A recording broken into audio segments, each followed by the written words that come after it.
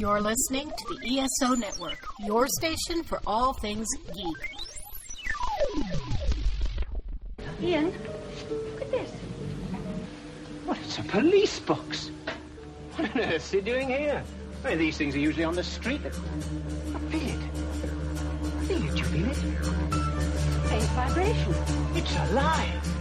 Earth Station Who, a fun mashup celebrating nearly 50 years of Doctor Who universe. Hold tight. You never know where the TARDIS is going next. You're probably a bit confused right now. I broke the glass. It's all come back to me.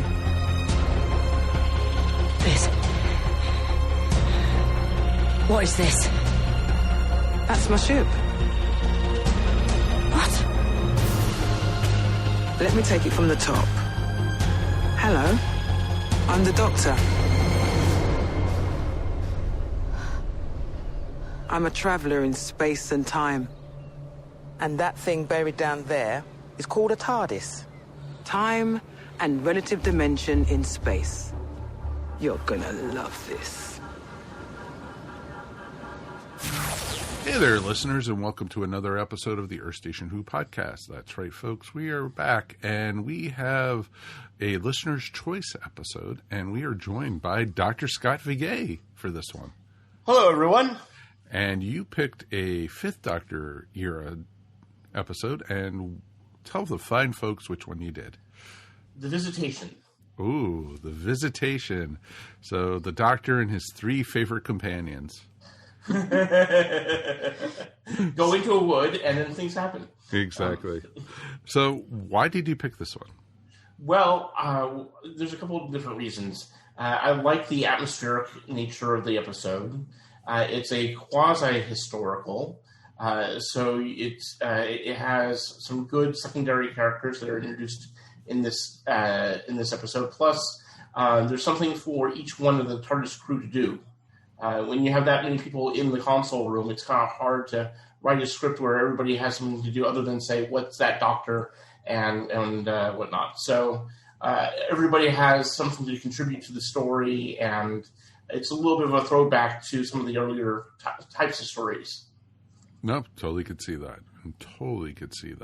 That's awesome. It's going to be a lot of fun to talk about this one, and we got a great crew together to talk about it.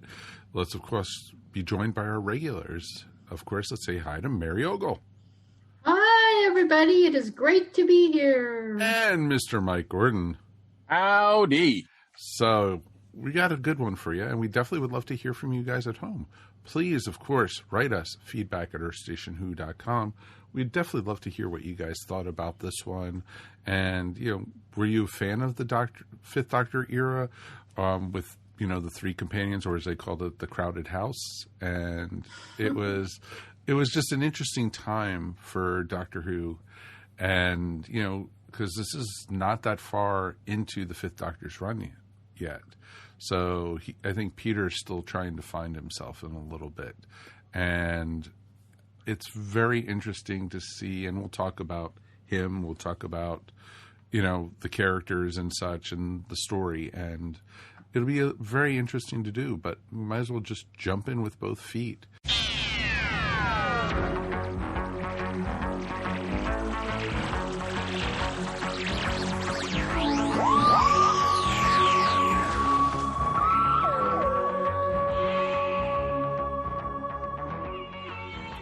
Basically, this one came out in, 1982.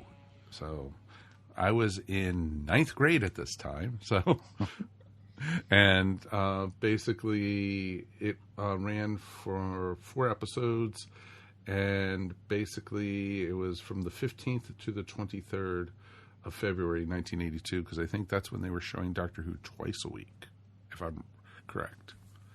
So it was an interesting time for the series.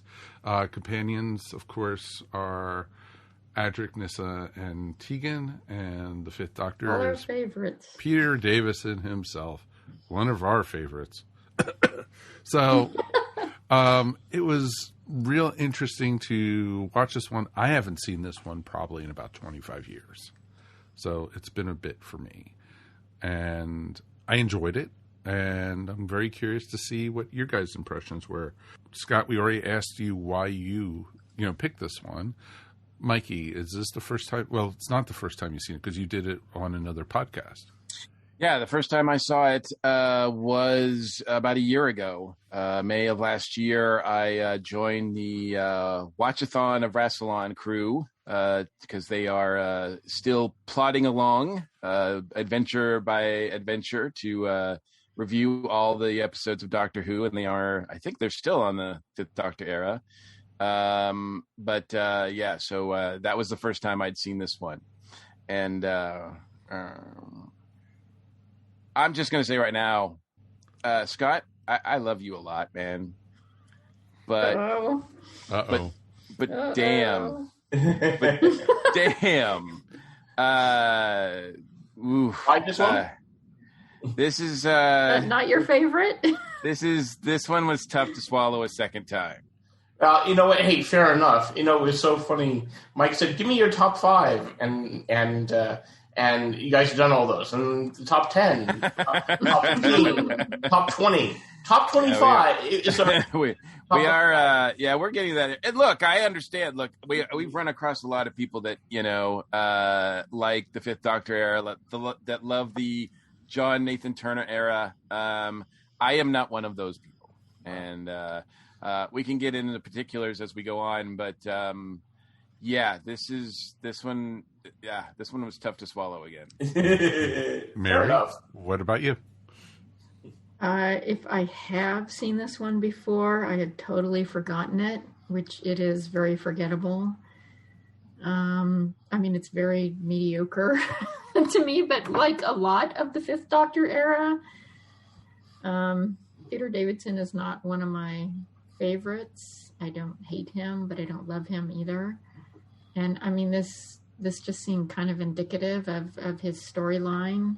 Actually, it's better than some of them, which is not saying much.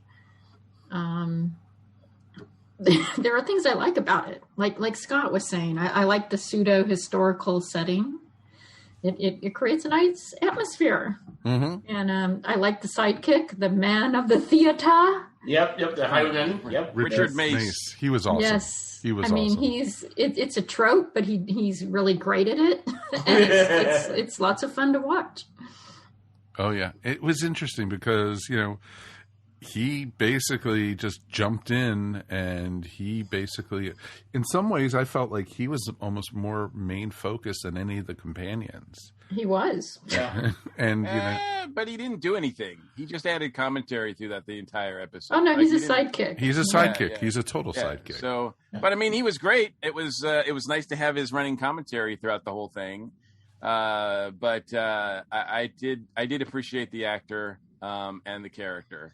And that's about the only one that I did. Mary, wow. Mary mentioned something. Mary mentioned something to me too, and I think I've only seen about half of the Fifth Doctor's run at this point, but I find it very interesting because on the outside, Peter Davison looks like he should be the most charming, most compassionate Doctor of the bunch, right? Right, but he's not. He's really not. He's such a dick. He's very arrogant. And I think he's even more of a dick than Hartnell. Well, we were playing him close to character, as the actor. Well, let's set the actor aside because, recently I think that has turned into something ugly.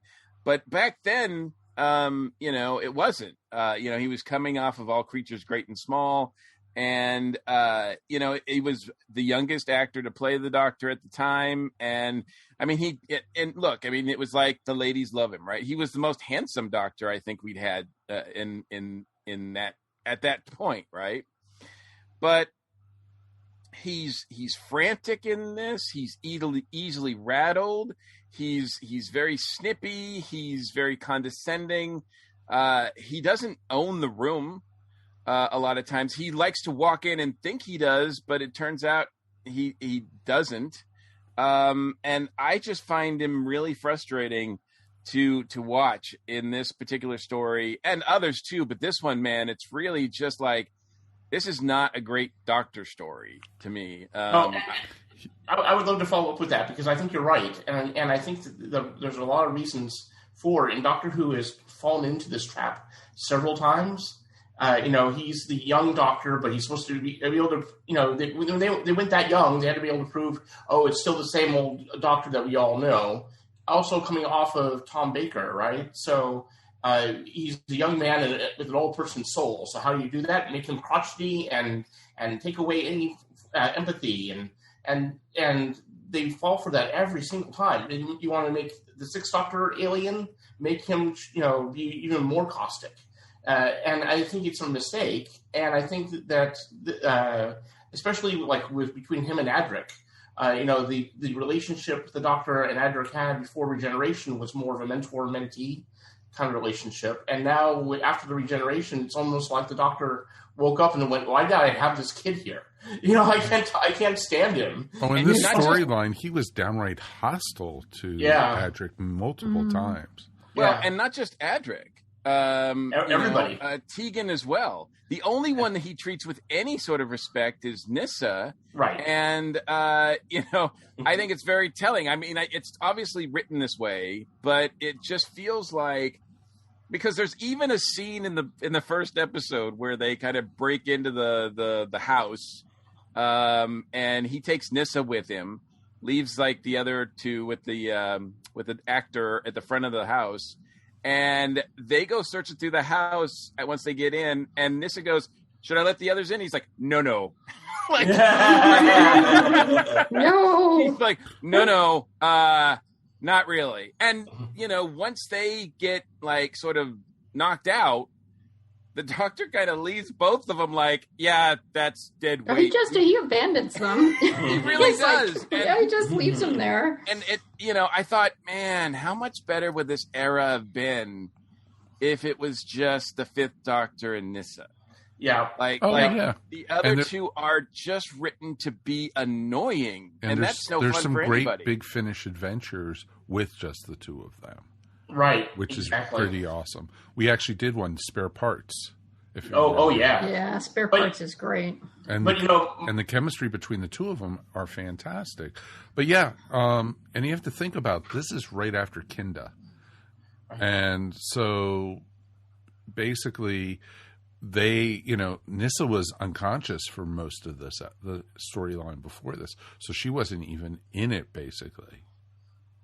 Right. Even in this one, she gets shunted away to the TARDIS. Yeah, but she's doing something productive. Yeah, she's helping make the device, right? She's moving furniture around the TARDIS. I thought she was just redecorating her room or something. All she's doing is dragging stuff back and forth. That's really fun to watch. I'm like, really? 3 minutes of her moving furniture? It's just filler. Well, it's not just filler. It's her, building the machine that's going to do the thing. At least it's a task to do, right? That's what I was saying. Like, if you're going to have 3 companions and have no idea what to do with them every episode, there's the random script generator is, okay, who's going to fall down while running and possibly twist their ankle. This episode, it's Adric. I mean, you can have a drinking game by that, right? And then it's like, what do you do with everybody? Well, you got to break them apart, separate them, and then each give them something to do. At least, it was moving furniture and it could feel like filler, but at least it was something productive towards the story. Never mind the prop looked like something from Lake 7. I thought it was the Aurak tank. Or something like that. I would still argue that it's just filler, because I think the denouement just really lets you down. Yeah. I mean, it takes out the android, but so what? There were other ways to take out the android. I think that was spending an awful lot of time where she could have been doing something even more productive to move the story along. Hey, I love that. I love that android with all the bling. It was awesome. Actually, I have to say the production values were actually pretty good for the time period. Oh, yeah. I mean, the android's kind of fun. He's like disco android. Exactly. It looks like, let's see how many rhinestones we could put on this poor thing. And the villains aren't too bad either. Oh, the fish guys? Yeah, especially for being one-offs too, right? They aren't something we've seen before, and we never see them again. If Doctor Who were consistent, and I'll just say that in air quotes. The fact that this was essentially maybe a fixed point in time based on how the episode ends, the Doctor, would have been, should have been cognizant of that, maybe not, I don't know. I thought that this was kind of cool because every time the Doctor sees the possible presence of another alien race on Earth, he always assumes, oh, they must be in trouble, here, I'll go help them, and then it turns out to be wrong about it every single time. Consistency, my friend, consistency. Yes, it survives the regeneration. It's just so that those are reasons why I think that especially at the very beginning of the Fifth Doctor era, right? They're not quite sure what he is. What if the Seventh Doctor is the schemer, what is, and the Fourth Doctor is the kind of bohemian. What is the Fifth Doctor, right? And I guess if I were trying to identify, what is his thing, it would probably be more, I guess, in some form. I don't know. It's something more internal. You take a character that's supposed to be all energetic and everything, and then they try to present him as something as somewhat enlightened, but not at this point, right? It comes later, and his empathy becomes stronger towards the end of his run, and that's why things like what he does for Perry matters, right? The fact that he sacrifices himself for Perry. This version of the Doctor in this episode wouldn't do that. It would come out of the blue, So there's a lot of character development from here to there, and I don't know. It's just they're trying to figure out what works with all these characters. I really agree with everybody. If they had just had the Fifth Doctor with one character, it would have worked a whole lot better all the way through. He almost seemed like he was a younger version of the First Doctor. Crotchety and easily to anger and, very short with everybody. Yeah.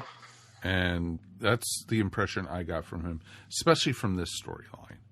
He comes across as like the oldest brother who has to take care of everybody else.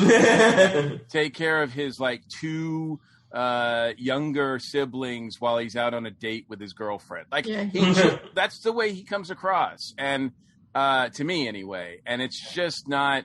It's not. He resents fun. it.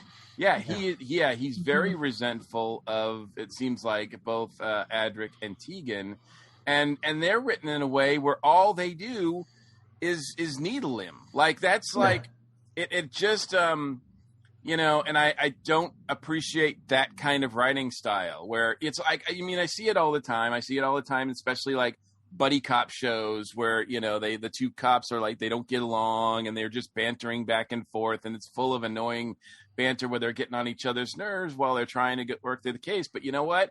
That's an instant turnoff for me. I do not watch those, and I don't appreciate it in my Doctor Who either. Yeah.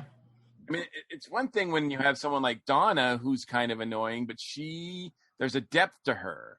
And they don't give Adric or Tegan, not very often. Every once in a while, Tegan sometimes. Yeah, but Adric almost never. Yeah.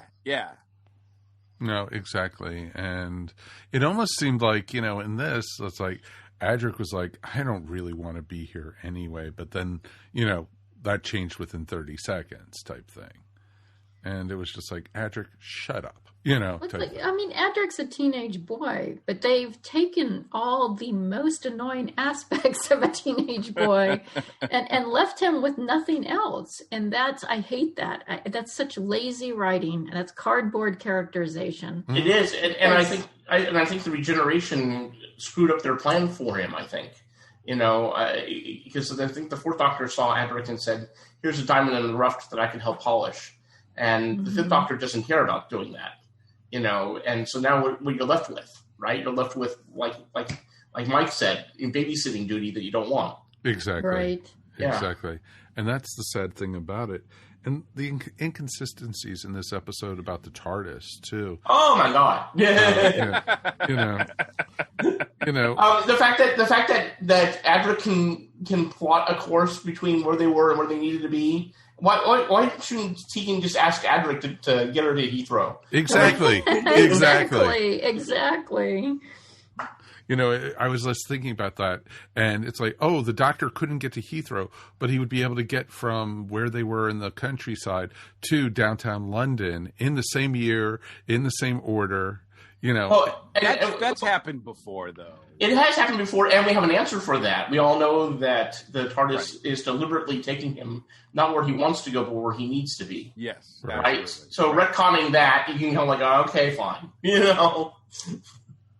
Yeah, that's something that has been throughout, even with New Who. That's a thing where it's like, they've kind of got that sort of explanation, but you know, it doesn't really.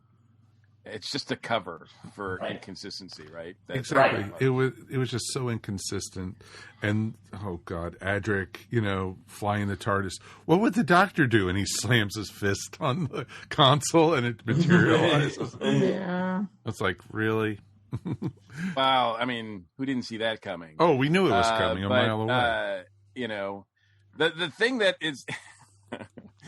Oh man, I don't want to keep tearing this thing down, but it's like to do. It really. I mean, there. You know, I had forgot. It's weird because I'd seen it last year, and there is stuff that I think, like Mary, I just blocked it out because I was watching this thing, and I was like going, "Oh yeah," like they don't know what to do with Adric so much that they create this scene because they're like, "How are we going to get the robot into the TARDIS?" Oh, I know. Let's have Adric like walk out, storm out to save somebody, and then within seconds get kidnapped, and then somehow lead the robot like back to the TARDIS. Like it's just, but not on purpose, of course.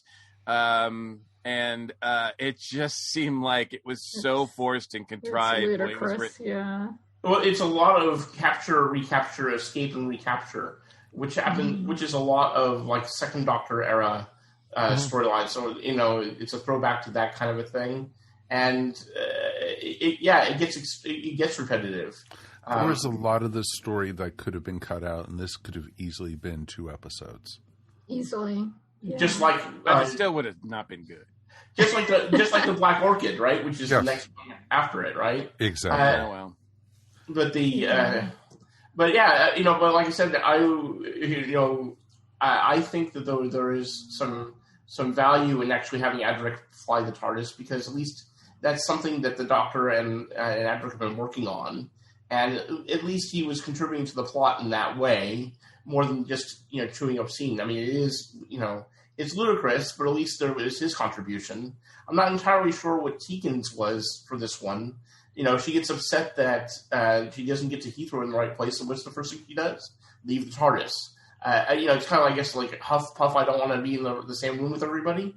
But the last thing I would do is immediately exit the TARDIS. I would go back. I'd go back to your room before I would leave the TARDIS. Yeah, that made no sense at all, because her whole thing is, I can't take this anymore. I need to go home. Right. And then she walks out in this alien environment she knows nothing about. No, no she knows it's sense Earth whatsoever. She knows it's Earth. Let's. She knows it's Earth, and it's earlier. So it's not like she doesn't know that where she is. It's not like she's going on an alien planet. She's storming out, and even though it's like not the 300 years numbers, it's exactly. still like a home. It's still her home. Exactly. Yeah. It's still Heathrow, but 300 years earlier. Yeah. And she's still right. She breathe. Now she Yeah, doesn't but know I there's got to tell you, as a woman, if you're walking out there thinking it's 300 years earlier, then if you're sane, well, your thought is, I am not safe 300 years we're earlier. talking about Tegan here. And another thing, one thing I liked. Okay, let's go with some things that I liked. Some things that I liked, besides Richard Mays, who has some great lines. But I like the fact that in the beginning of the episode, Tegan still feels the effects of what happened.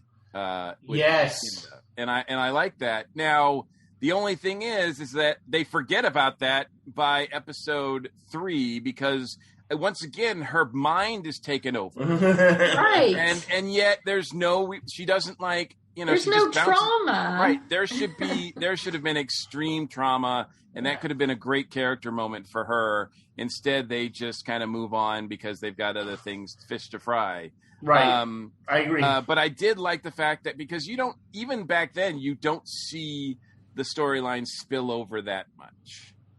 And I like the fact that they tried to at least give her something from the last one, but it just, like I said, then they just dismiss it. It's almost worse to do that. Well, that was on an episode by episode basis. I'm giving them some points.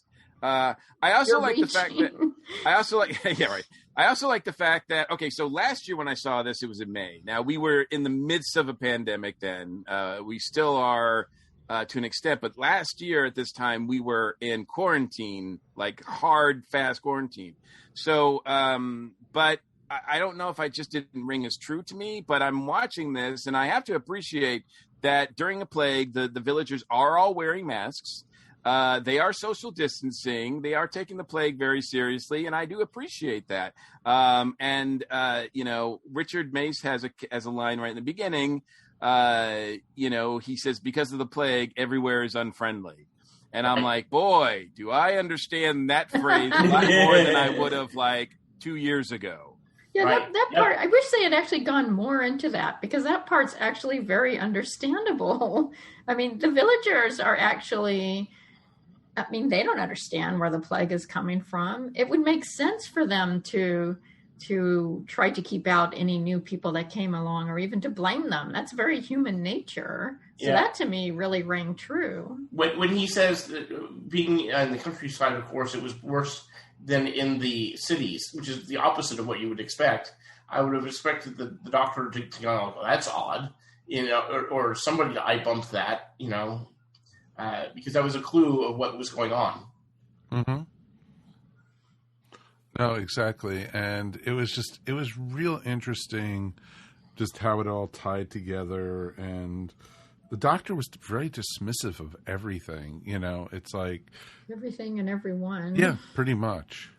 He seemed to have, although I do appreciate, and this is pretty constant with all Doctor Who episodes, really, that are written at least half decently, but they seem to have a moment where the Doctor has a one-on-one with the alien or the bad guy or whatever, and that scene I did appreciate, because the banter back and forth, the actor that they got playing the main, was it Pterodipple, something like that? What is it? How do you pronounce that? Pterodiptals? Yeah, Pterodiptals. Anyway, I don't think he's actually given a name, but man, it was really difficult for me to get past the awful prosthetics with them. I mean, I've seen some bad stuff before, but this was Nelly. And but I did appreciate the actor who was the lead there. And they had some great banter back and forth. My favorite of which, because I always like to point out lines that I like, my favorite of which is when he's talking about reducing the humans to, or actually making them extinct, because that's what humans do to lesser animals on the planet. And the doctor says, well, that's hardly an argument. And the alien leader spits back and he said, it's not supposed to be an argument. It's a statement. And I'm like, that's so I love that too. That's awesome. And that was just about where they ended that episode too. It was like, uh-oh. Yeah, you're not going to win this on valor of points, right? Right. It's this like, isn't a I'm debate. a Nazi. I'm not going to be reasonable. This isn't a debate, sir. Yeah. I'm going to commit genocide because I just feel like committing genocide. Exactly. I don't want to go to another planet. We are not going to coexist. We are taking over this place. And it's just like, okay. Destroy everything just because we can. Well, and if it was the Tenant Doctor, he would be going, that was your one chance.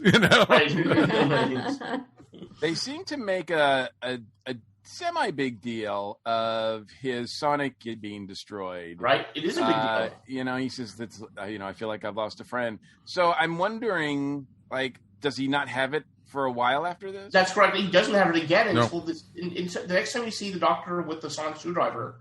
Well, there is a Sonic lance that the Sixth Doctor uses for one episode, and that gets destroyed. Yep. And then the Seventh Doctor has a Sonic screwdriver in the Eighth Doctor movie, and that's it. I mean, wow. Yeah. Yep. So this is the last use of a Sonic in Classic Who. This is why it's significant, production wise. Sure. Behind the curtain a little bit. they were saying that the Doctor had been relying too much on the magic screwdriver. So they said that we got to take this back. We got to make him more clever, right, and all that sort of stuff. So that this is the episode where he loses the sonic screwdriver, and he never rebuilds it from this point until that one Sixth Doctor story where he makes a sonic lance to do something and immediately has to sacrifice it. But so it is super significant, and it's kind of odd that to see it again when the Seventh Doctor has it, because you're like, well, he never had one. When did he get one?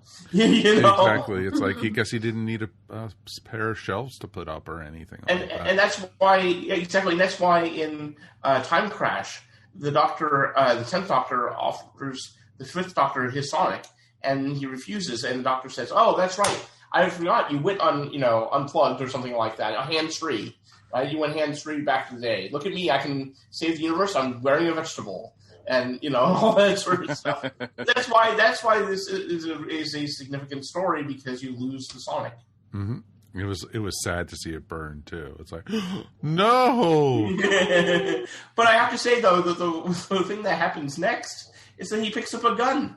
I mean, they're talking about how the Doctor is violent, and they were worried about violence in Doctor Who, and they were really worried about the Sixth Doctor era. I mean, the first thing the Fifth Doctor does when he loses the sonic is he uses a gun to shoot the lock. Exactly, and I loved it when Richard Mace said, "You missed. I never miss." That was just like, oh, man. And you remember how many people made a stink of Matt Smith using a gun? The Doctor never uses a gun. And you're like, oh, well. You don't watch old series. Yeah. And, there was a couple times when the Doctor was fighting and he gave up way too easy. It's like, where is the Venetian judo? And, and it was just... Well, he did manage to flip a guy. Yeah, one time he did flip somebody. But, I mean, you don't need to see the Doctor doing wire fu, but, I mean, at the same time, it would have been nice to have seen, that you can't take him down that quick. But what can you do? No. But, I did like, that it tied into the Great London Fire. Mm-hmm. And, that was pretty disgusting, watching the aliens burn with the bubbles. And it's just like, ew. Disgusting. Yeah. I was laughing. I was like, this is silly. I appreciate the tie-in, but the Doctor kind of acts at the end like he knew that.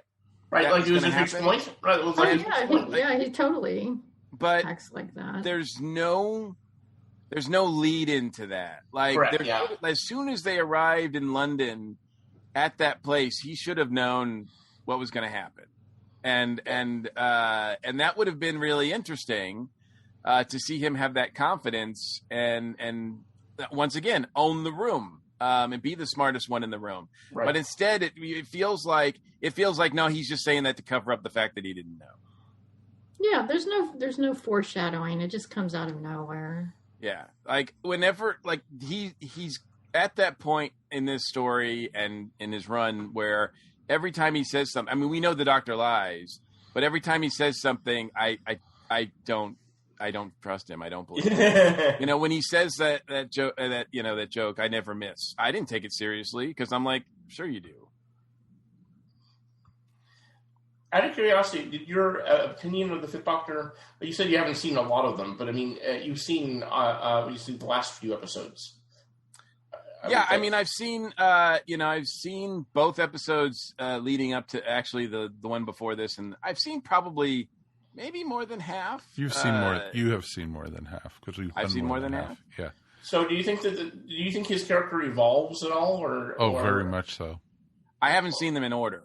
Okay, so that's where I have a disadvantage in terms of, and I see them so sparsely apart that it's hard for me to understand if he does have an arc. I think I would say he's pretty different by Caves of Androzani.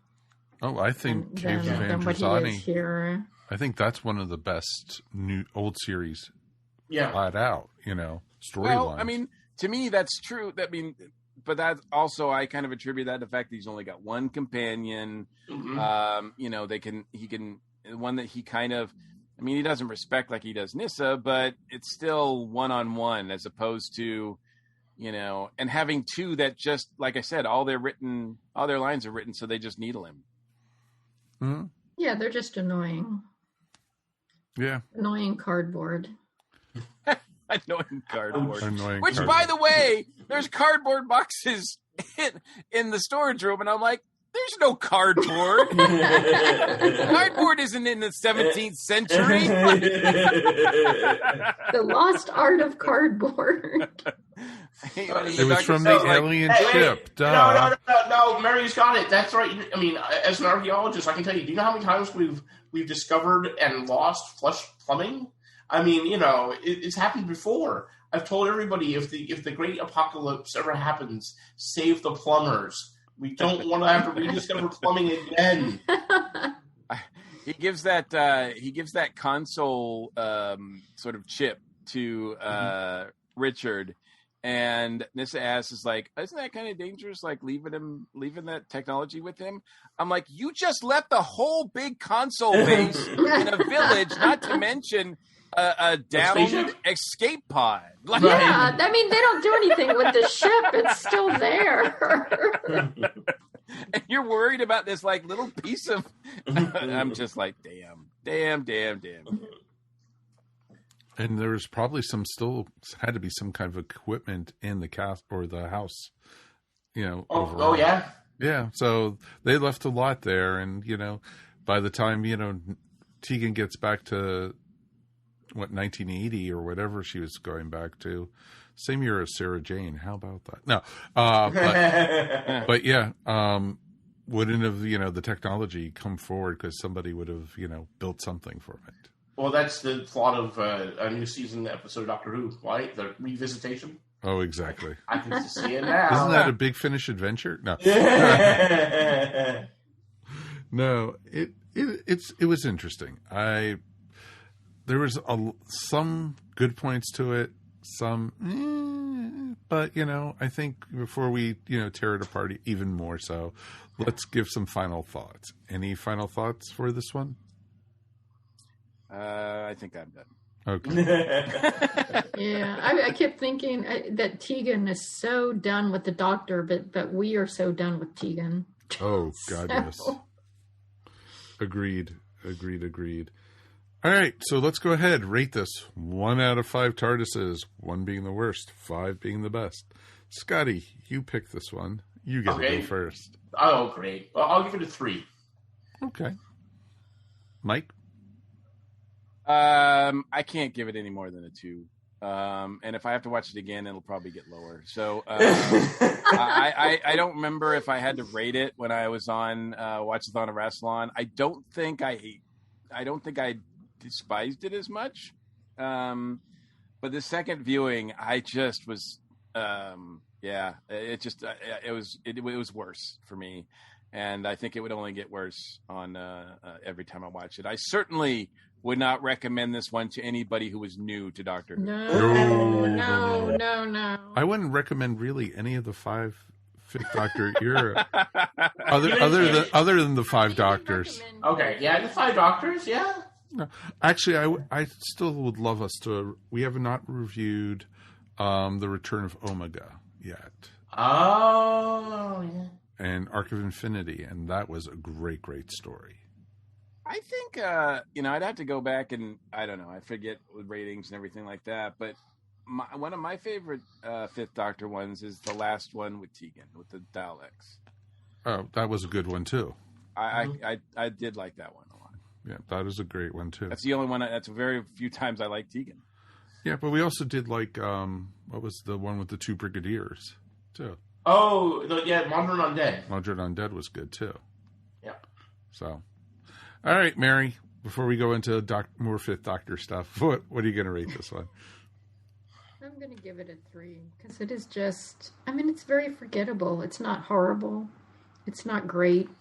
It's very middle to me. And I'm sure that, as soon as this podcast is over, I'll forget all about it again. Forget about what, right? Exactly. What are you talking about? Okay, and I'm going to also give it a 3. I was originally going to give it a 2.5, but I think Richard Mace brought it up to a 3 for me. I could have easily seen him as a companion, like a Jamie type character, and everything. I think would have been really awesome. I would have loved to seen the Doctor dump the other 3 and just gone off with Richard. You know, no, keep Nyssa. You know what? I'm not in a Nyssa hate camp. Okay.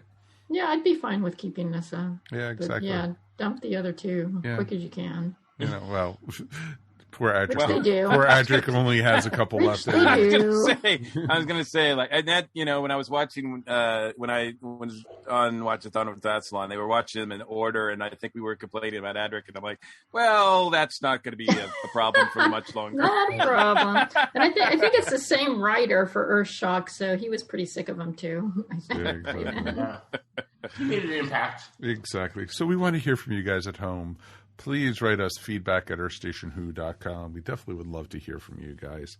Want to thank everybody for joining us tonight. And, you know, it's kind of funny. I almost introduced the show tonight as ESO BS because it's almost the same crew. Because, you know, we do another podcast called ESO Board Silly exclusive for our Patreon, and it's the 4 of us and Kevin Eldridge also, and it's a great crew. But I don't think we'd ever get Kevin on here to talk about anything related to the Doctor Who. Are you kidding me? He would love this episode. Oh, I'm sure he would. No, if the Bengals were in it, maybe he would, or the Go-Go's, he would enjoy. The Bowie-esque robot, you know, what's not to like? Exactly. Well, we definitely thank you guys for listening. We are going to be back again in 2 weeks, and we're actually doing another Facebook Live. That's right. We are doing the psychology of Doctor Who. Ooh. So it should be a lot of fun to talk about that one.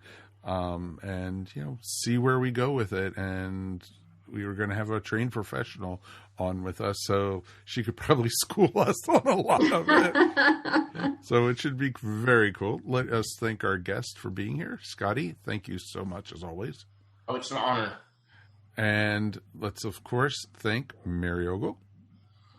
Thank you. Always wonderful to be here. Anything you want to promote? You can find my artwork at maryogle.com or on Etsy at eVisionArts. And Mr. Mike. As always, it's my pleasure. Like, look, even if I didn't like revisiting the Visitation, I love visiting with you guys. Oh, that's so sweet. My heart's beating. Oh, that's good. One of my hearts, at least. So it's good. But yes, definitely thank you, everybody. We will see you here in 2 weeks. Be safe. Please get vaccinated. And you know what? We got big things ahead for us. So let us go forward on this one and not go back to the 5th Doctor era for quite some time. We'll see you next time on Earth Station Who. Peace. And we're done. Boom. Awesome. Woohoo! You have been listening to Earth Station Who, a bi-weekly pop culture podcast dedicated to all things Doctor Who, featuring talent from across the universe. All topics on the show are the sole opinions of the individual and are used for entertainment value alone. You subscribe to our podcast up on iTunes, Stitcher, or follow our blog at www.esopodcast.com. You can also follow us up on Facebook, Twitter, or Google+. If you enjoyed the show, please leave feedback up on iTunes.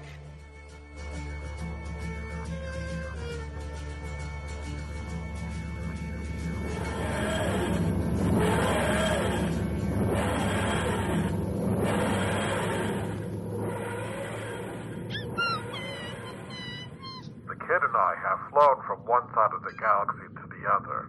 We've been listening to a lot of strange podcasts, but the Monster Sci-Fi Show stands above the rest. Isn't that right, Grogu?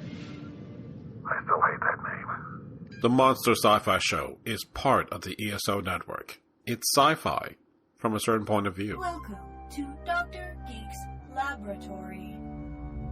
Hello, everyone. Dr. Geek here with a shout out to all the scientists who work tirelessly to bring a COVID-19 vaccine into reality. Let's face it, creating something of this magnitude is a miracle worthy of Dr. McCoy himself. And now, Dr. Geek needs you to do your part. Remember, each shot is one small step back to normal, one giant leap to putting the pandemic behind us. We can do this. For more information, visit vaccines.gov to find your nearest provider. This has been a broadcast of the ESO Network.